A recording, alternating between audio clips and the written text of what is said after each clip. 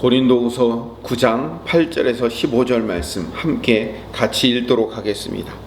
하나님이 능히 모든 은혜를 너희에게 넘치게 하시나니 이는 너희로 모든 일에 항상 모든 것이 넉넉하여 모든 착한 일을 넘치게 하게 하려 하심이라. 기록된 바 그가 흩어 가난한 자들에게 주었으니 그의 의가 영원토록 있느니라 함과 같으니라. 심는 자에게 씨와 먹을 양식을 주시는 이가 너희 심을 것을 주사 풍성하게 하시고 너희 의의 열매를 더하게 하시리니 너희가 모든 일에 넉넉하여 너그럽게 연보를 함은 그들이 우리로 말미암아 하나님께 감사하게 하는 것이라.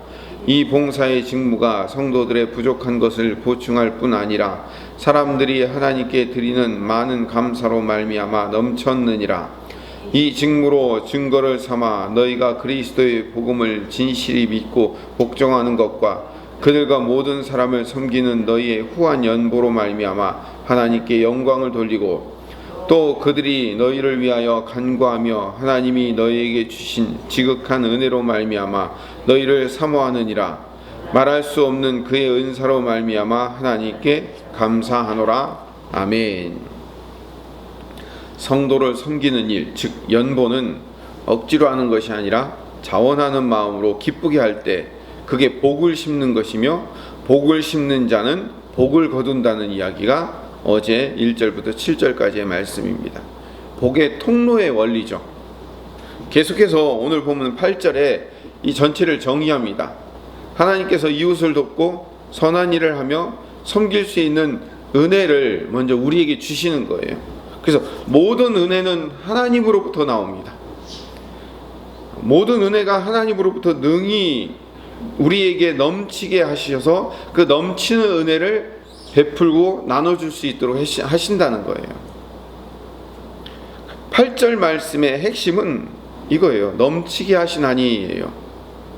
억지로 짜내는 것이 아니라 하나님께서 부어 넘치게 만드신다는 거예요. 모든 일에 넉넉하여 온갖 선한 일을 할 수 있도록 우리를 그렇게 만들어 주실 테니까 네가 복의 통로의 역할을 감당하지 않으련 하고 우리에게 권면하는 거예요. 그러니까 우리를 하나님께서 복의 통로로 사용하실 것을 계획하시고 우리에게 풍성한 것들을 넘치게 주시는 그 하나님을 믿고 신뢰하시기를 간절히 소망합니다. 9절 말씀은 이제 시편 112편 9절 말씀을 인용했어요. 하나님께서 가난한 자들에게 아낌없이 뿌려주셨으니 이런 의미예요. 거기 흩어 가난한 자들에게 주었으니 흩어라는 말은 하나님이 이렇게 씨 뿌리듯이 이렇게 뿌려주셨다는 거예요. 그래서 하나님의 의가 영원하다고 고백을 하는 거예요. 이 시편 말씀의 뜻도 마찬가지예요. 가난한 자들에게 아낌없이 뿌려주시는 분이 하나님이시며 그렇게 뿌려주시는 하나님의 그 많은 은혜로 말미암아 그분의 의로움이 영원하다라고 찬송을 하는 거죠. 10절에 밭에 씨를 뿌려 심은 사람들에게 씨를 주시고 또 먹을 양식을 공급해 주시는 그 모든 일을 하시는 분도 하나님이시다. 이걸 얘기하는 거예요. 지금 계속 하나님을 찬송하고 있어요. 하나님께서 여러분들에게 농사지을 씨를 주시고 또 그것 심으면 또 갑절로 열매를 베풀어 주시고 또 여러분 그것을 또 사람들에게 베풀고 나눠줌으로 말미암아 여러분들 자신의 의의 열매도 또 증가시켜 주시고 이게 다 하나님이 하시는 일이다. 이거를 이제 어제식으로 표현하면 복의 통로예요. 계속 복의 통로를 만들어 주시는 하나님의 은혜에 대해서 반복해서 설명을 하고 있는 거예요. 11절에 하나님께서 고린도 교회 여러분들을 모든 일에 부요하게 하심으로 여러분이 결국 후하게 연보하게 될 것이다 라고 말하는 거죠. 우리가 여러분들의 헌금을 여러분들의 연보를 예루살렘 교회와 가난한 자들에게 전달하면 그들이 하나님께 감사합니다 라고 고백할 거 아니에요.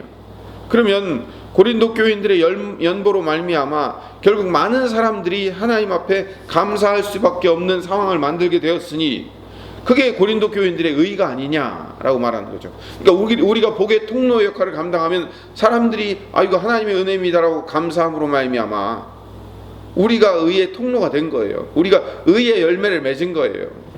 모든 것이 하나님의 은혜이지만 12절에 고린도 교회 여러분들이 수행하는 이 모든 봉사의 일들은 성도들의 궁핍을 채워줄 뿐만 아니라 많은 사람들로 말미암아 하나님께 감사를 드리고 그 감사를 넘치게 만들기 때문에 그게 중요하고 의로운 일이다라고 11절 말씀을 12절이 또 반복을 하고 있어요. 반복하는 일은 강조하기 때문에 그런 거죠. 13절에 고린도 교회 여러분들의 봉사의 결과로 말미암아 구제를 받은 자들은 하나님께 영광을 돌릴 것이고, 그것은 여러분이 하나님께 순종함으로 말미암아 얻은 결과이며 그리스도의 복음을 고백하고 또 그들과 모든 다른 사람들에게 너그럽게 도움의 손길을 보낸다는 사실이 입증되는 거예요. 이 13절이 굉장히 중요해요. 13절 말씀을 같이 한번 다시 읽어봅시다. 시작. 이 직무로 증거를 삼아 너희가 그리스도의 복음을 진실히 믿고 복종하는 것과 그들과 모든 사람을 섬기는 너희의 후한 연보로 말미암아 하나님께 영광을 돌리고. 이게 무슨 말이냐면 이 구제 사역으로 말미암아 예루살렘 교회가 이방인 교회를 인정할 수밖에 없다는 거예요. 제가 이 연보 이야기 이번 주 초부터 말씀드릴 때부터 제가 사도 바울이 큰 그림이 있다고 그랬죠. 사도 바울이 큰 그림이 있어요. 이건 성경에 나오진 않아요. 물론 성경에 그런 그림이 있다라고 딱 명확하게 기록으로 나와 있진 않지만 행간을 읽어야 되는 것처럼요, 편지와 편지 사이, 글과 글 사이의 행간을 읽어야 되는 게 사도 바울이 굉장히 큰 그림을 갖고 있어요. 그게 뭐냐면 이거예요. 고린도 교회뿐만 아니라 아가야 지방이든지 마게도냐 지방이든지 그 이방인 교회가 다 헌금을 모아서 그것을 예루살렘 교회에 갖다 줌으로 말미암아 그 감사할 수밖에 없는 사람들이 누구예요? 예루살렘 교회 사람들이잖아요. 그 예루살렘 교회 사람들이 감사하고 하나님께 영광을 돌릴 거 아니에요. 그렇죠? 그들이 그 구제를 받고 감사하고 영광을 돌리면 그게 하나님의 은혜가 되고, 그렇게 하나님께 감사하고 하나님께 영광 돌리고 은혜가 되었을 때 이방인 교회들을 향해 뭐라고 얘기하겠어요? 그래도 이방인 교회들은 아니야, 이렇게 얘기할 사람이 있겠습니까? 아니죠. 그리고 또 그 이방인 교회가 복음이 명확하게 들어갔다는 것을 인정할 수밖에 없는 거예요. 증거물이에요. 증거물. 야, 이방인 교회가 복음이 제대로 들어갔네, 이방인 교회가 복음이 제대로 들어가서 열매를 이렇게 맺고 있네 라는 것을 예루살렘 교회가 인정을 할 거란 말이에요. 예루살렘 교회는 누가 있어요? 사도들이 있잖아요. 그리고 14절에 더 나아가서 구제를 받은 그 예루살렘 교회는 여러분에게 주신 하나님의 넘치는 은혜 때문에 여러분을 그리워하면서 여러분을 위해서 계속 기도하게 될 거다. 15절, 이렇게 된다면 말로 형용할 수는 없는 선물을 주신 하나님 앞에 감사할 수밖에 없게 되는 거 아니냐라고 결론을 맺는 거예요. 자, 왜 사도 바울이 이렇게 큰 그림을 그리느냐? 하나만 더 얘기하고 마칩시다. 바울이 전도 여행을 다니면서 예루살렘으로부터 올라온 자들이라는 말을 즐겼어요. 예루살렘으로부터 올라온 정통 유대주의자이며 예수님을 믿는 사람들, 이 사람들 때문에 많은 고난과 핍박을 받아요. 너 왜 복음을 전하면 그들에게 율법을 안 가르치냐? 왜 그들에게 할례를 행하지 않느냐? 이런 문제 때문에 많은 고난과 핍박을 받았어요. 그리고 고린도 교회마저도 등 돌릴 수밖에 없는 원인이 뭐냐면 이 유대 율법주의자들이 고린도 교회에 와서 고린도 교회를 다 뒤집어 놨거든요. 그래서 바울파 아볼로파가 다 나눠진 이유가 바로 그거예요. 그 원인에는 그 얘기가 들어가 있어요. 이제 내일부터 설명하겠지만 거짓 교사 이야기가 또 등장하거든요. 여기서 말하는 거짓 교사들은 정말로 어디 엉뚱한 데서 나온 사람들이 아니라 유대 율법주의자들 중에서 거짓 선지자들이 굉장히 많았어요. 그리고 바울 자신도 예루살렘 교회, 이 이방인 교회들, 자기가 세운 이 이방인 교회들이 인정받기를 바란 거예요. 근데 이 많은 과정, 이 전도 여행을 통해서 유대 율법주의자들이 핍박하고 그들과 논쟁을 벌이고 싸우고 하는 그 과정 가운데 그들과 엄청 싸웠겠죠. 그렇죠? 율법과 논쟁을 벌였겠죠. 근데 이 율법에 대한 논쟁, 성경에 대한 논쟁으로 그들과의 문제가 해결되지 않아요. 해결되지 않더라는 거죠. 이게 제일 중요한 거예요. 사도 바울이 1차, 2차, 3차 전도 여행을 다니면서 수많은 싸움과 문제와 핍박당하는 그 문제들, 2차 전도 여행 때는요 루스드라에 갔는데 그 루스드라에서 돌 맞아서 죽을 뻔했어요. 근데 그 루스드라에서 돌 맞아 죽게 된 원인이 뭐예요? 유대주의자들이 와가지고 그 루스드라 사람들을 부추긴 거예요. 그래서 사도 바울이 가짜 선지자다 해가지고 돌을 던진 거죠.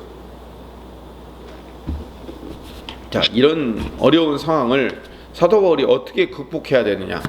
그들과 논쟁에서 싸워서 이겨서 극복해야 되느냐? 아니요. 논쟁에서 싸워서 이겨서 극복이 안 됐어요. 그럼 어떻게 극복을 할 수 있느냐? 예루살렘 교회가 어렵고 곤란한 상황이 더해요. 기근으로 말미암아 3년 동안 내리 연속으로 기근이 들었어요. 굶어 죽는 사람들이 생기고, 그러자 예루살렘 교회도 굉장히 힘들고 어려워졌죠. 그렇게 곤란한 상황이 놓였을 때 이방인 교회들에게 각각 도움을 요청해서 그들이 연보를 걷어가지고 그걸 가서 예루살렘 교회에 전담으로 말미암아 그들의 마음을 녹일 수 있게 된 거예요. 그리고 이방인 교회들이 인정받게 되는 유일한 방법이 되는 거죠. 사람들의 마음을 녹일 수 있는 방법은 그거예요. 사랑하는 거예요. 우리 옛날 동화에서도 배웠잖아요. 나그네의 옷을 벗기려면 바람이 옷을 벗길 수 있지 않아요. 햇빛이 옷을 벗길 수 있는 겁니다. 한국교회가 투쟁을 하죠. 대정부 투쟁을 해서. 왜 교회만 갖고 그러냐? 왜 교회만 갖고 그러냐고 투쟁을 해서 기독교의 이미지를 회복시킬 수 없어요. 우리가 만약에 투쟁해서 싸워서 승리해서 교회가 예배드릴 수 있는 권한과 권리를 받아낸다고 칩시다.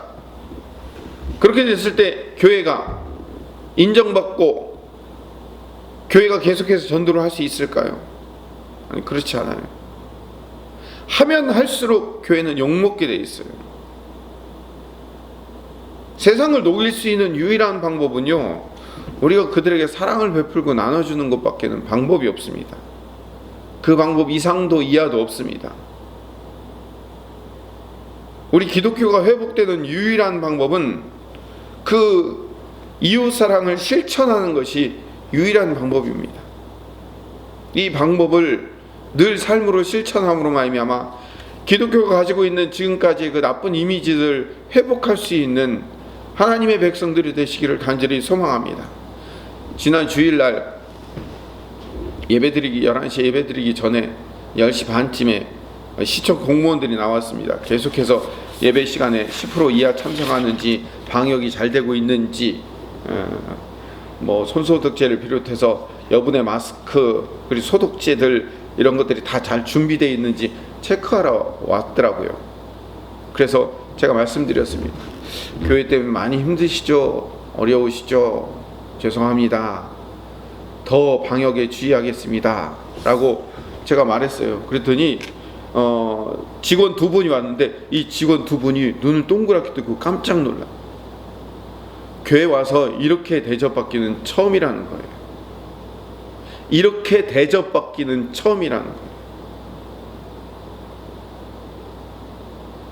교회 가서 방역수칙을 잘 지키고 있는지, 손소독제, 방역소독제, 마스크 여분이 다 준비되어 있는지 이거 확인하러 왔는데, 그 10%로 예배 이하로 참석하고 있는지 그거 확인하러 왔는데 그 교회 관계자들이 욕하고, 당신들이 여기 왜 와가지고 이런 식으로 하니, 왜 교회만 갖고 그러냐고 그렇게 얘기를 하니까 이 사람들이 욕먹고 다니다가 갑자기 그렇게 얘기하니까 이런 대접받기 처음이라고 얘기를 하는 거예요. 여러분, 모든 교회들이 다 그 시청 공무원한테 다 왜 우리 교회만 갖고 그러냐고 막 그렇게 욕을 하고 다니면 그 시청 공무원들은 예수를 믿을까요? 그들이 가서 기독교에 대해서 뭐라고 얘기할까요? 우리가 그들을 세상을 변화시킬 수 있는 유일한 방법은 사랑을 전달하는 거예요. 사랑하는 것이 그들의 마음을 바꾸는 거지, 우리가 투쟁해서 그들과 싸워 이겨서 우리의 권리를 쟁취해 가지고 기독교가 회복되는 게 아니라는 사실을 깨닫는 하나님의 백성들 되시기를 간절히 소망합니다.